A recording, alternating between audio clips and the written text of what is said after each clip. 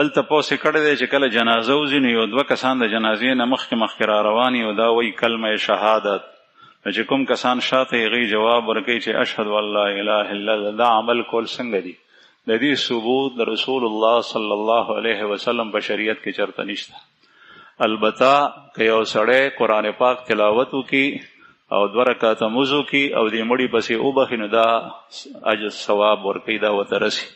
او یا څه وخت سړی مري نو د آخري لمحات دي او د هوش او حواس کار کوي نو تلقین د شهادت هغه وخت کې شته.